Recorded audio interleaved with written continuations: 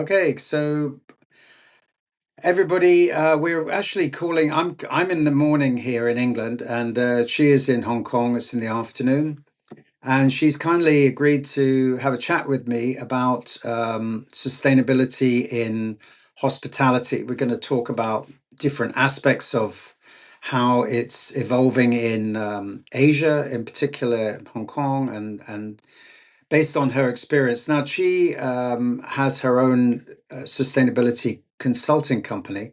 She helps with strategic planning and how you can best use the resources that you have within your organization to focus on the big ESG goals.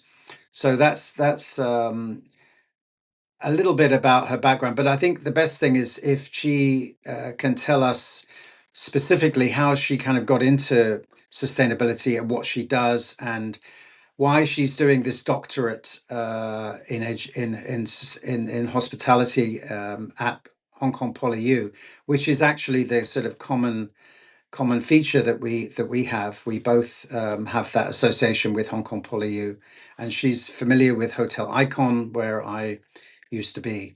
So, Chi, why don't you tell us a little bit about your background? Sure. Thank you for having Thanks. me. And yeah, I'm excited that we have this commonality. I think you mentioned the other day that you're also. I think your first job was at McDonald's. Mine was also at Yeah, McDonald's, and I couldn't make a twist cone to save my life. right. Yeah, but yeah, I got started in tourism. I think my senior year at university, I had a an elective, and it was like hospitality 101. And I took it, just for fun, but actually it really resonated with me, and everything just made sense. I then took a year off. I was teaching in Shanghai, and in that time, decided to apply for tourism programs, and I eventually did my master's in tourism management at NYU. And I chose sustainability because sustainable tourism, I think for a few reasons. I grew up in Vancouver, BC, and I think like growing up, environment and conservation was really a part of the the ethos on the West Coast, and community service was always a really big thing. And just kind of being environmentally friendly was really a big message, I think, in the 90s. Yeah.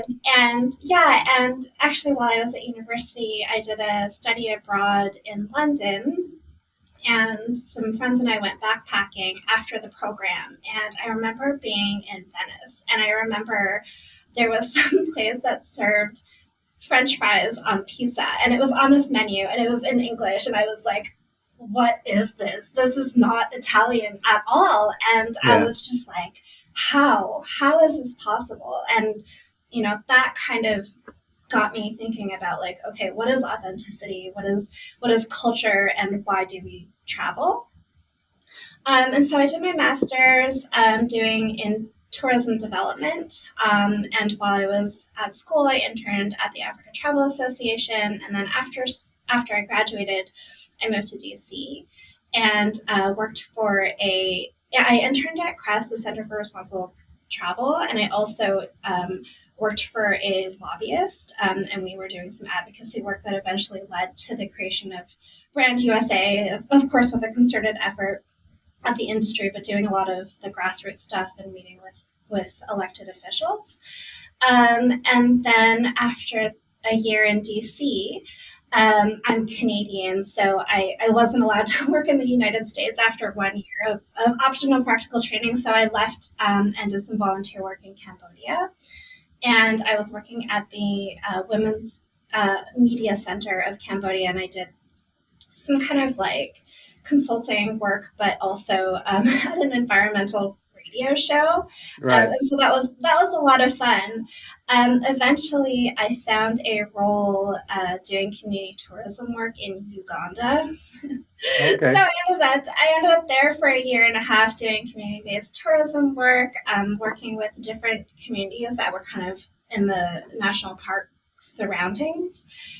So working with them to kind of bring their tourism products to market. So like basket weaving, there was I think candle making and things like that because they use bees as barriers, as like a natural barrier for their crops so that the Right. life wouldn't come in. So that was a really interesting thing, and I learned so much about really like human wildlife mitigation, I guess. When the Yeah, project that actually just to pause you there quickly because I I found that very interesting because you and I have a common association through that. I grew up in East Africa actually and went to a lot oh, of the game parks in Uganda, Kenya, and yeah, Tanzania. I actually lived in Tanzania, and that yeah, was back in the sort of mid 60s, 1966 through 1970, and that's when a lot of the the game parks were really starting to sort of look at how they were managing the stock, so to speak, the actual management of the wildlife to stop poachers and things like that. And they saw it at that time as a big kind of revenue potential earner. I mean, it developed obviously much later, but I went to a boarding school in Arusha, and every time my dad was in education, every time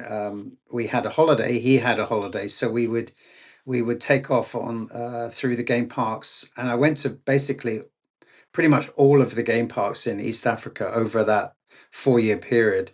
And I found it really interesting. And it's amazing how now it's become very much a kind of luxury holiday experience. I mean, I was thinking I wanted to take my family back there, take my wife's Singaporean and the kids are yeah. Eurasian. I wanted them to understand, where I grew up and everything. You're looking at £20,000, for I a sort of know. a 10-day holiday from the UK. And Yeah, that's just staying in very simple lodges and those sort of campsite type luxury tents. But yeah, it's become a very luxury experience. I mean, and some of those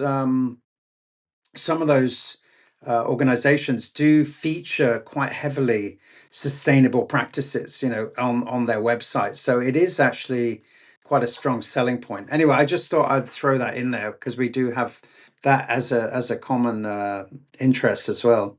yeah, Richard. I've looked into it too, and I'm like, I wish I could, but I just can't. It's so Yeah, expensive. But for me, like, how lucky to be able to be there and spend the weekend in a national park and like sure. really just find this love for wildlife in the wild because nothing Yeah, else compares to yeah, like that feeling, right? yeah. Yeah, so after Uganda, I came to Hong Kong and eventually ended up at PATA, which I think is maybe how you and I first became acquainted. Yes. I was hired by Martin Craigs as the first kind of internal sustainability person at PATA. So, really, over the course of I don't know, 6.5 years, really tried to influence sustainability, conservation, and that kind of conversation in the region. Right. And then so I left PAT about 6 years ago and have been consulting in sustainability and ESG and ecotourism and kind of coaching companies, tourism companies and destinations on basically their sustainability journey. Right. And then, yeah, working with different standards, including the Textile Exchange, Travel Unity, and then now I'm doing my doctorate Yes. at the PolyU, and I'm also doing sustainable business. Sustainable business. I'm a sustainable business manager. Sorry, at a camping and adventure park here in Hong Kong on one of the Okay. outlying islands. Yeah. Great. So Excellent. many hats, full plate, lots of fun. Great. Good. Yeah. Well, I think it's a very interesting background. Most of the people that I invite onto the this particular podcast tend to be hotel owners or hotel operators, and pretty much most of them are from either Thailand. I've had a couple from Australia, Malaysia, Indonesia, And I've also had people like Shake Shack from New York, because Shake Shack have quite a strong sustainability program in terms of sourcing their products, like their milk and their bread and things like that. Not so much on the packaging, but it was very interesting to hear, how the sort of food retail side versus the hotel operator side approach the subject differently.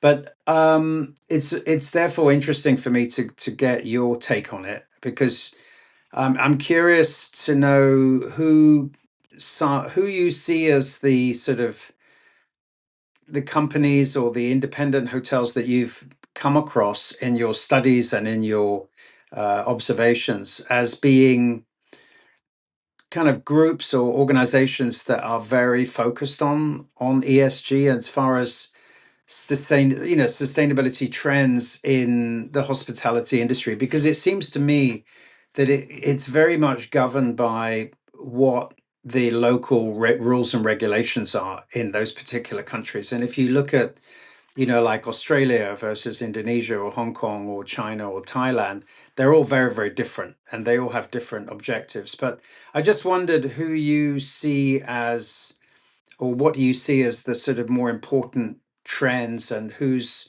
ahead of the curve in that sense, in terms of what is being done in the hotel industry at the moment, or in hospitality in general? Um, I love Icon. Yeah. And I love, some of the really innovative things that have been done at Icon as a standalone property. Um, I mean, you know it, right? Like the filtered water, the vertical garden, all of that stuff. I think is really um, well done. I think that a lot of the other brands kind of lean on the kind of corporate need to be sustainable.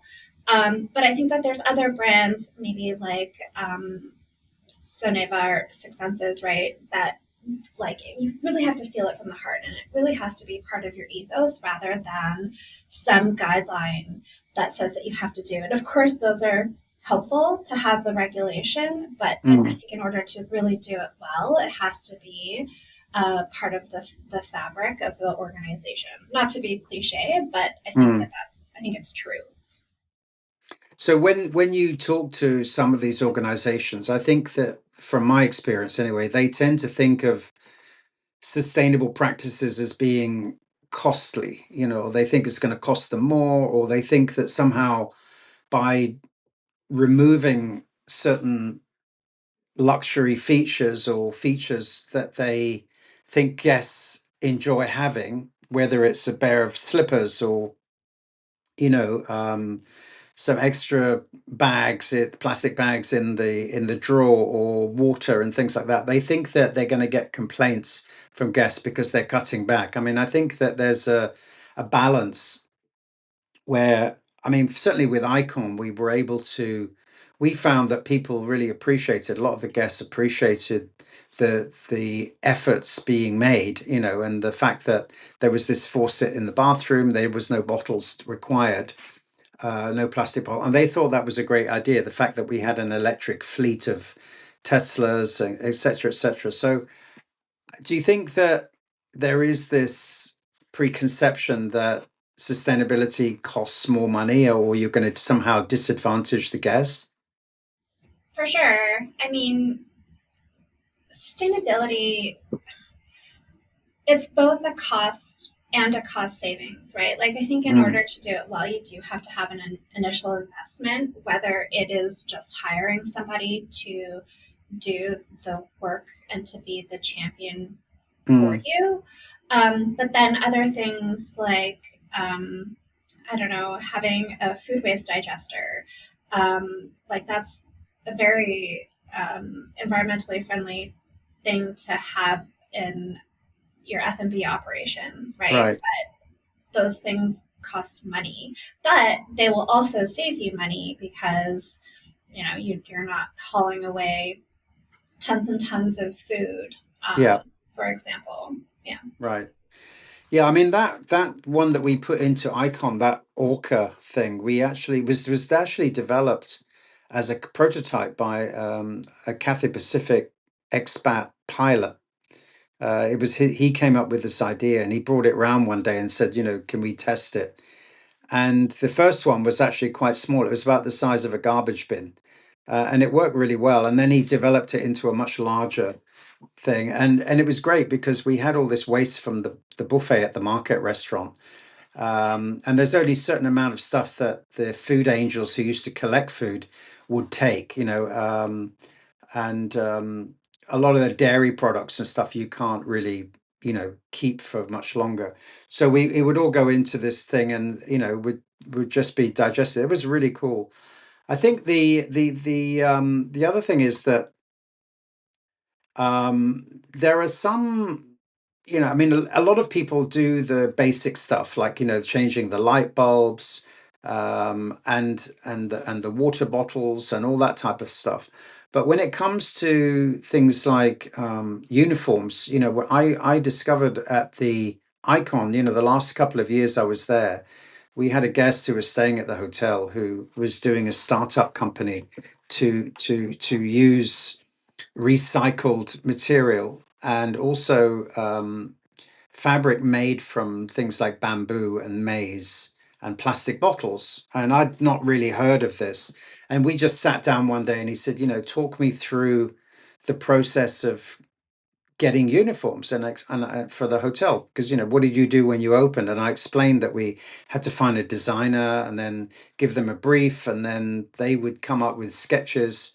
Then we do prototypes. It was a very lengthy, long process, actually. And then you were paying a design fee.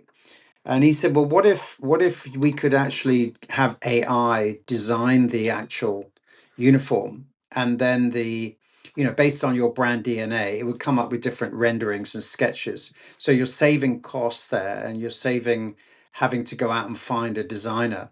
And then the fact that you could then have whatever fabric you wanted, whether it was made from recycled plastic or bottles, whatever." And then I said, "Well, isn't that going to cost more money?" He said, "No, it doesn't need to cost more." So we did some prototypes, and we put all the uniforms at the market restaurant were all made from recycled plastic. And I think that even now, I mean, I left like 3 years ago, but they're still using those uniforms. They're very durable. And it suddenly dawned on me that actually this was a big cost saving item, and it was very sustainable. It was friendly and something that maybe I'd never heard of before. I'd never heard of. I mean, I'd heard of recycled fabric, but not made from these types of materials. But the fabric was incredible. It passed all the wash tests and things like that. And I just thought it was a really innovative approach. I mean, I did send you some stuff to have a look at. What's your impression about things like that? I mean, and that are there other things that you've come across that are kind of like low hanging fruit that could save hotels money and also be very sustainable? Yeah, so my experience with textiles is limited, and it being like a newer area of recycled Yeah. textiles.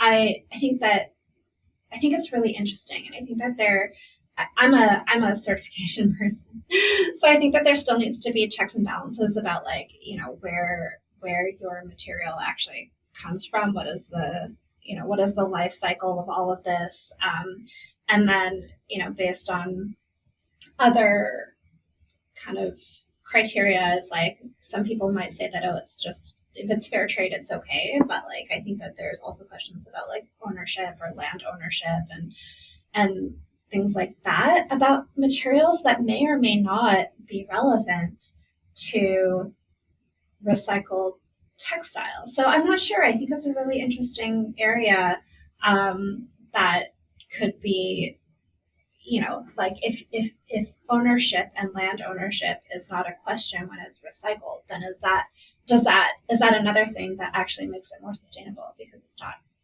Mm. a question? Do you see what I'm saying? So I think it's really interesting, and I love the fact that it is durable, and there is kind of this closing of the loop.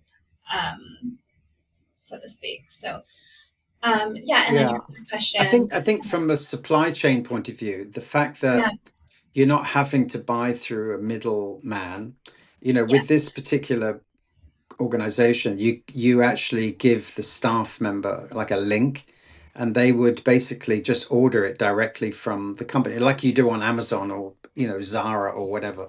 So you would order your uniform directly from the factory, so to speak. They're not going to run out of fabric, and if the right. fabric's made from maize or plastic bottles that have been recycled, or um, hemp or whatever it happens to be, is basically not using cotton or man-made polyester fabrics and things like that. So I just felt that if the staff felt that they were also somehow wearing something that was benefiting the for the greater good, the carbon footprint and all that kind of stuff. And it's all coming from one factory. I mean, it's all made in one factory. I felt that that was something that, I remember looking at our storerooms and, piles and piles of, discarded uniforms that nobody wanted. You can't give these things away. So Yeah, what the other thing that Cresswell do is that they'll take back all your old stuff, your old towels and your old sheets, because with hotels you've got a situation where if something's frayed or got a small hole in it, you can't use it anymore. You've got to condemn it, they call it. So it's condemned linen, so they'll take all that back and then downcycle it into other materials, so it could be a tote bag or a laundry bag or whatever. So I felt that what they were doing with this sort of supply chain, it was very efficient and a big cost saver for an organization. And I just felt it was an area that seemed very sort of tangible, yeah, and measurable. yeah, And I've not really come across these types of fabrics before. I mean, until I put them into Hotel Icon. yeah, But yeah, I just felt that it would be something. I know that they're doing a lot with schools. They're making school uniforms in Hong Kong from this stuff as well. So I yeah. just wondered what other kind of low hanging fruit you thought was, that maybe you've come across with your studies or whatever, that other organizations are implementing in this area. Have you come Yeah. across anything else? We've talked briefly about food waste, but one thing I wanted to add is that like I don't know if you've ever heard of Rothy's or Vivias, but they these shoes, these recycled shoes that keep coming up Oh, on okay, yeah, yeah, social media feed. And so I bought a couple. I succumbed. yeah, And actually, they're so comfortable. They're washable. They're breathable. And I feel proud to be yeah, wearing something that's a little more eco, right? Than yeah, something yeah. that's going to be thrown away after a season. Um, so, I I, think that's a very interesting idea. And I did mention it to Mark Russell. And I said, look, think about kitchens, and housekeeping staff. Okay, they're all in back of house. They're all having to wear these special work boots or work shoes. Often in hotels, they'll wear these things that look like clogs, Mhm. but they're often bulky or made of heavy leather and things like that, because obviously they've got to be, you know stop hot water falling on them and things like that. and Yeah, and even, if you think about a hotel, you've got engineers, you've got housekeeping staff, you've got chefs, all these sort of back of house staff. And I yeah, think that what you're talking about, the shoe idea is a very good one. Or even if they were to just focus on those people who are working in the back of house areas, where they have generic, like chef's jackets, trousers, the hat, that type of thing. And I know that they did create a uniform for Shake Shack in Hong Kong, but because it was owned by Maxims, Maxims didn't want to kind of like commit to it, and it never got off the ground. But I think shoes are a really good idea. Yeah, that's a very good one. Yeah, I mean, with textiles, the possibilities are endless. Yeah, I mean, even the walls of my office, I don't know if you can see them, are fabric, right? yeah. So for soundproofing, for decoration, for whatever, it's really just Mm, endless, the yeah. possibilities. You asked about low hanging fruit. We talked a little bit about food waste, but honestly, um, food waste is such a big thing that there's so many ways to take a look at it and, cut costs and but also feel good. Yeah. Um, so yeah, and then energy and waste are a couple other areas that I would say, are low hanging fruit. Do you think that there's a way that hotels or hospitality organizations can like better get PR for this from if they're doing something that is really genuinely helpful? I'm not talking about greenwashing and saying just for your corporate report, that that you've done this, that, and the other, but in the I remember at Icon we had a lot of people who would talk about it on these review sites, whether it's Google review, booking.com review, or TripAdvisor, that type of thing. They would share sustainable practices that we were doing. But I often wonder whether hotels do enough to target people who find this important, because there is a big segment of the tourism mix who do look for eco-friendly, or companies that are going above and beyond to make an effort to not be wasteful, let's say. Do Yeah. you think there's more effort that can be made in terms of how hotels, if you like, position themselves? Because often they're positioning, you look at a new brand or a new hotel that's opening in the Philippines or whatever, these resorts, they're all basically largely the same. I mean, they're all talking Yeah. about the same attributes and all that, but very few of them ever talk about how sustainable they are. I mean, from a construction site, I mean, often when you see these resorts in the Maldives, and they're digging up reefs, if you like, to plant these long fingers that go out into the ocean. I mean, it can't be good for the coral reef. So I wonder whether there's more effort that could be made, or if you've come across a company that does it well. Um, okay. Well, so first, how can they communicate sustainability efforts Mm, better? I think honestly, the most effective way is all the ways. People get their information from so many different channels now. Um, and maybe it's based on demographic, but like, think about how you book your travel versus how your wife might book travel, and how, the two of you, even though you're in the same household, where do you get your information from? right.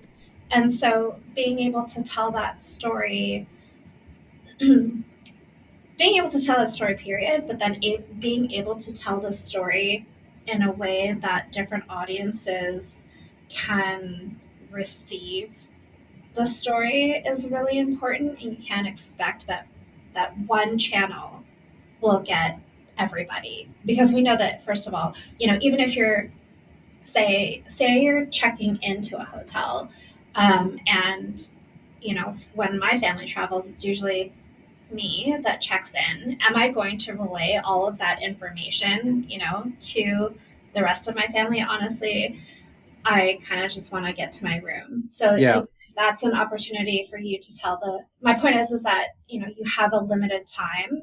And so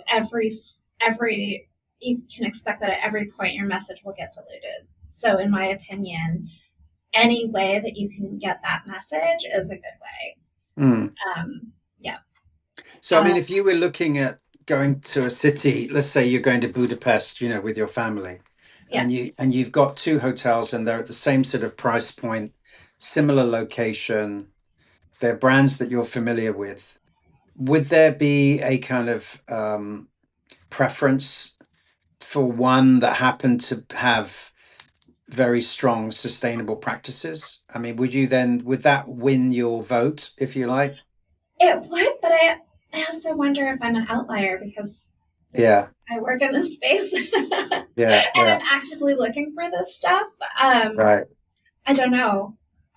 For other people, I would hope so.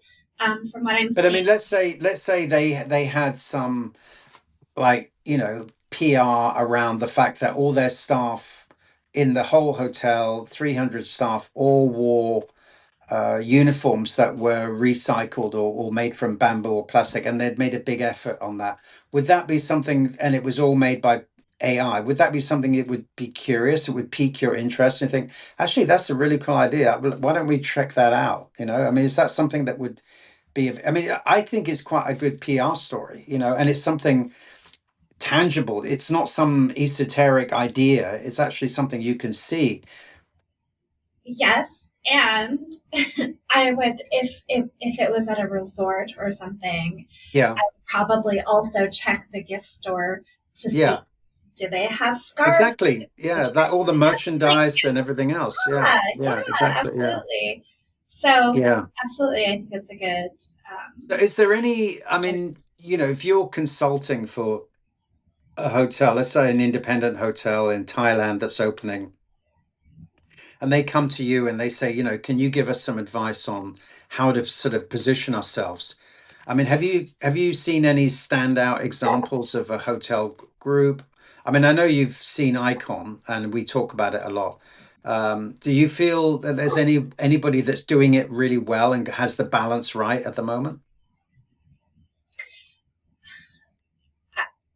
Balance, I'm not sure. My I don't know. My opinion is that you can't do everything.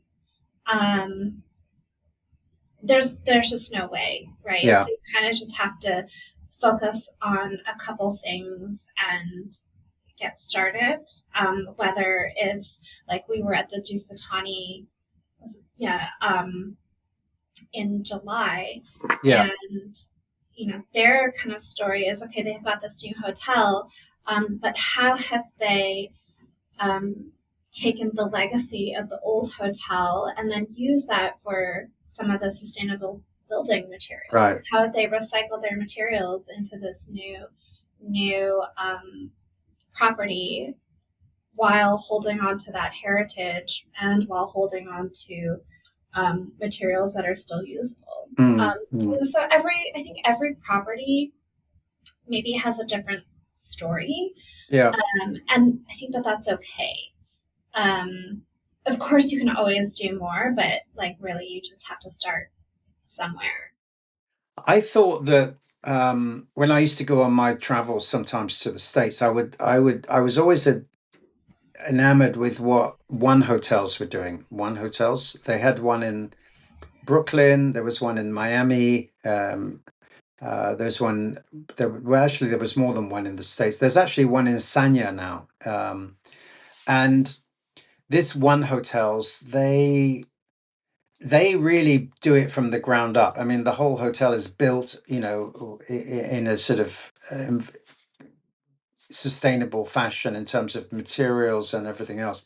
But it goes right through. They even have on their website, if you look at the website, organizations that they partner with. So if it was, say, a company making, all their packaging material for their takeaway boutique or shop or whatever, um, it would have to be sustainably manufactured, and they would partner with that organization. If it was uniforms, if it was whatever it was, the food, everything from the ground up is all partnered with somebody, and it's so much a big part of their whole philosophy.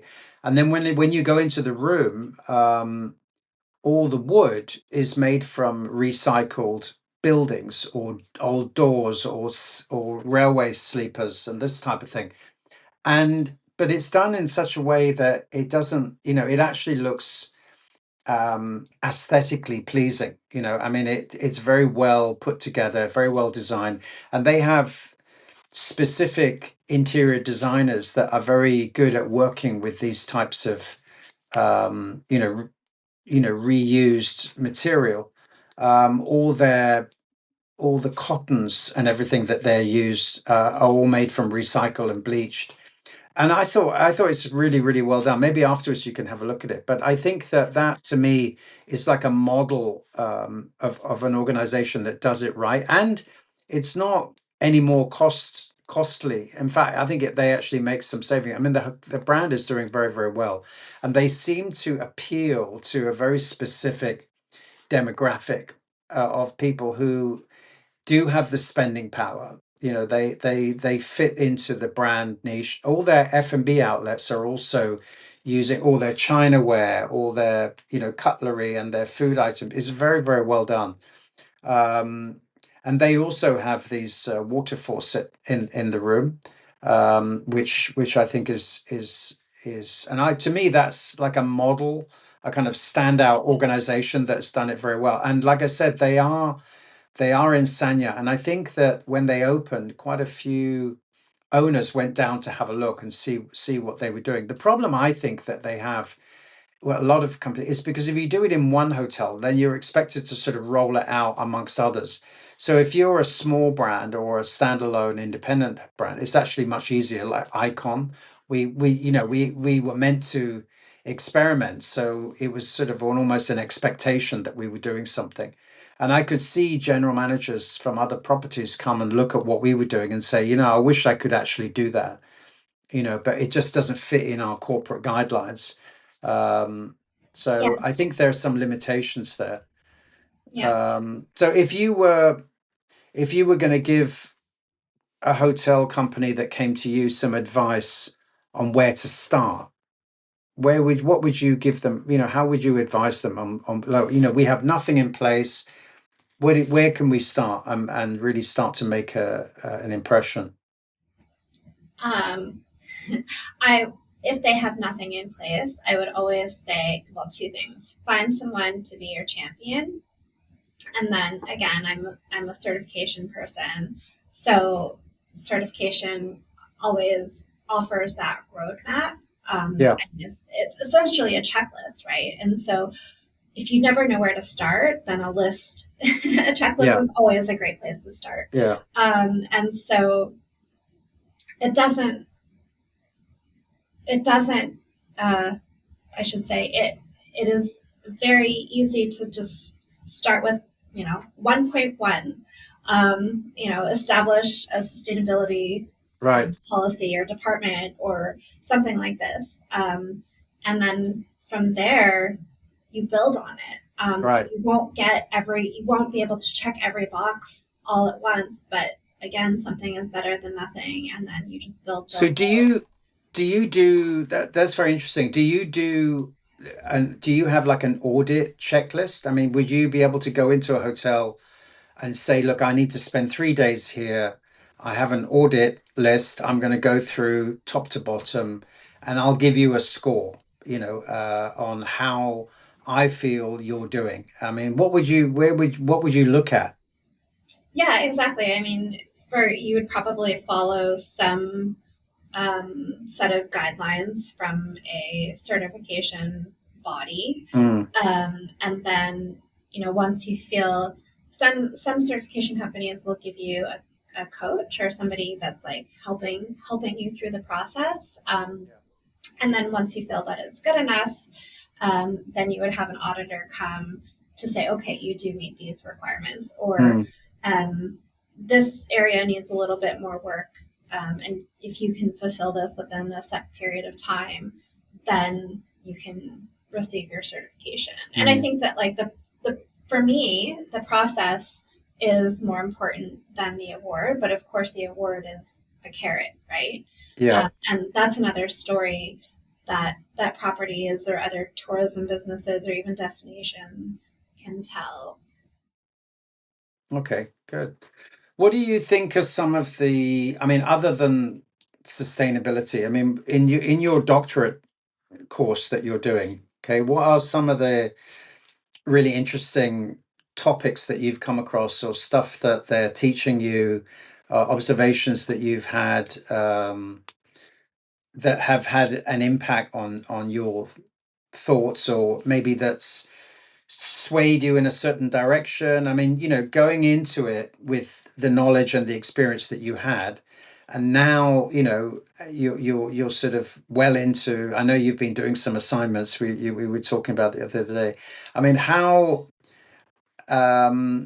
has it changed your thought process, or what do you see as um, some of the changes in your thinking as a result of starting this course? Um, Man, it's been like a real self discovery journey. And I love that Mm, you asked this question. Lately, I've been thinking a lot about philosophy yeah, and philosophers. And, again, certification is kind of the way that I'm going. But like, how do we make certifications? How do we make guidelines that are actually achievable? And how can they be like culturally appropriate, right? We talked a little bit about waste and not waste, but like, feeling that if you're taking away something from a sustainability perspective, maybe a guest might not feel that that's a good thing. But like, what if you brought in some of these kind of the like Japanese ethos of like minimalism, right? Then how does that impact how somebody looks at sustainability?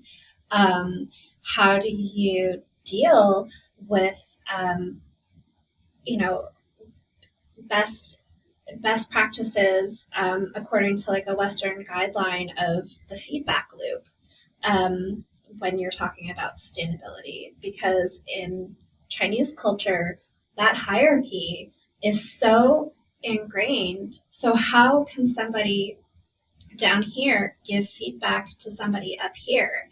And yeah, how do you account for those nuances when you dictate from a guideline? Somebody from a junior person should be able to give feedback to a senior person. Like that just doesn't happen so easily in Asia or East mm, Asia. mm, So yeah, these are some of the things that I'm thinking about. Like it really is so nuanced, but like how can you take existing philosophies and embed them into what we know to be true? And are they yeah, true? right. Now that's an interesting one, because it's a challenge that I encountered, in all my years in Asia. I mean, I've worked Yeah. for 40 years in all these different countries, from Bahrain to Thailand, Indonesia, China, Singapore, and then Hong Kong. And even if you look at, two relatively modern thinking, countries like Singapore and Hong Kong, there's such a massive cross-cultural difference there. I mean, just in the way they expect a leader to behave. Yes. Often Singaporeans can come across as being rather entitled, that they feel things should be done for them by the senior management, by leadership, because that's how it's always been, with their party, their political party. They toe the line, but they're provided with housing and with great, infrastructure and all that. So it's like a two-way street. I'll do this for you, but I want something in return. Yeah. Whereas it's very transactional in that sense. Whereas in Hong Kong, I find it's very, very different. I mean, there's a lot of people on the poverty line, people living in squalid conditions and all that. So it always used to make me wonder how, certainly an icon, where you're taking very young people off of the street almost. People are not necessarily well educated in hospitality, but you're taking them into a kind of very surreal, artificial world, a hotel where it's very glamorous, and and in some places very luxurious, with marble and Yeah. chandeliers and silk wallpaper, something completely alien to them, and then expect them to be able to behave in a certain way, to be able to communicate with international travelers or business people. So we basically started from ground zero, because you can't just expect somebody to come up with an elevator pitch and talk to somebody. So it was about teaching them the sort of nuances of, people that come from America or Canada may be more chatty and want to know about where you come from, or was your father a rice farmer or whatever. Whereas people from Hong Kong are not interested in knowing that. They just want you to provide the service. Yeah. And people from England will have different um, sort of personality style to Americans. They're more, not as direct. Perhaps they're more subtle. But Yeah. anyway, I think it was always very interesting. So what we tried to do was to teach them about, going above and beyond and just being themselves and saying, people come here, they want you to be you. They're not looking at a Western version of you. They just want you to be yourself. Be proud of being from Hong Kong or from Indonesia, wherever it happened to be. Hmm. And you know, I think that what we used to do was to encourage every month we would get these staff to get up on the stage. And those people that had been mentioned, their names had been mentioned on review sites, they would come up and tell the rest of the staff what they did and what was it they did that made them get recognition. And sometimes they were really simple things. And when you could watch other staff there observing what these people would do on the stage, and I'm talking about waiters and housekeeping staff. Hmm. These are junior people, but and the management was there. I was there with my senior management team. Everybody. It would be like we would do 3 sessions in the day, and they would basically present what they did to make that impact and make that difference to that staff to create a memorable experience for that guest. And you could see the light bulbs go off in people's mind. They're like, oh my God, I never thought of doing something like that. Yeah.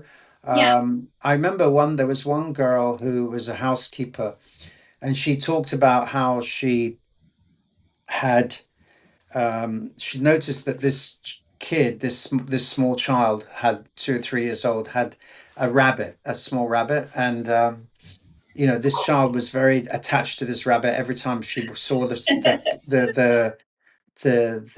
child in the hotel or in the room, she was like cuddling this toy, this stuffed toy.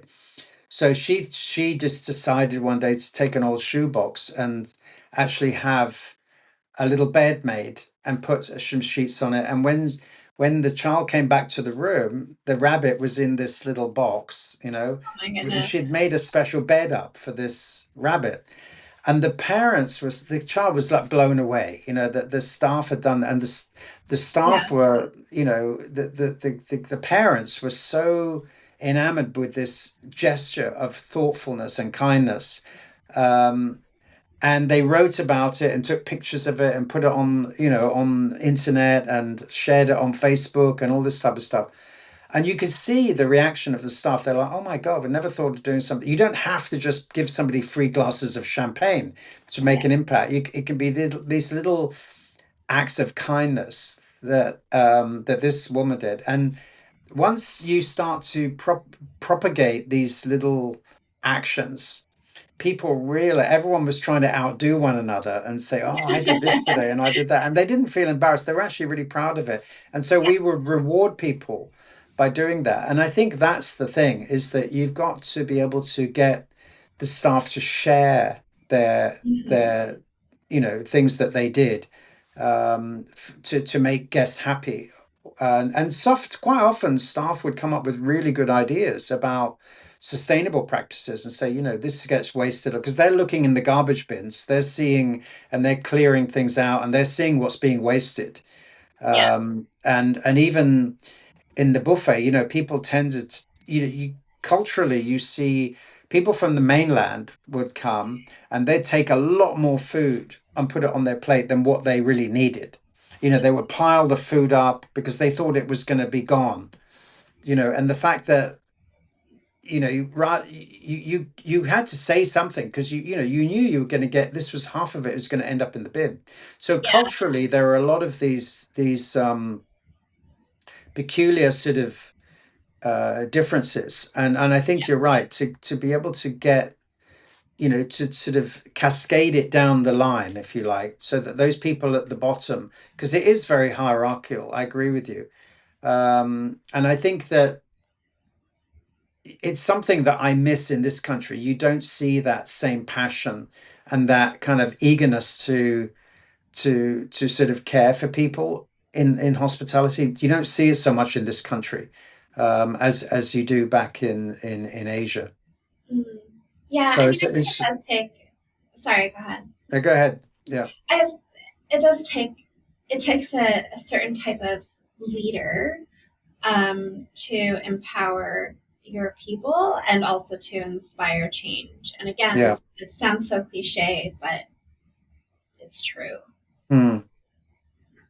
No, I think it's, for me, if I was to say, is there one area that I could be most helpful coming back here now, sort of in a sort of retired, semi-retired state, it Mhm. would be to sort of impart those Asian values to training people over here, that it's more about the sort of just going one little step Yeah, to make somebody happy and to look for opportunities to and I think it goes back to the sustainability thing too, is that you don't have to do everything at once. It yeah, can be something, like the things that you noticed when you went to Icon and stayed there. And mhm, sometimes these things you just become aware of as you go through your journey in the hotel, from arriving to the whole staying experience to leaving. And then sometimes they're quite subtle, um, but you go away with a memory of those things, and then some of those things will stick in your mind, right? And some you'll forget.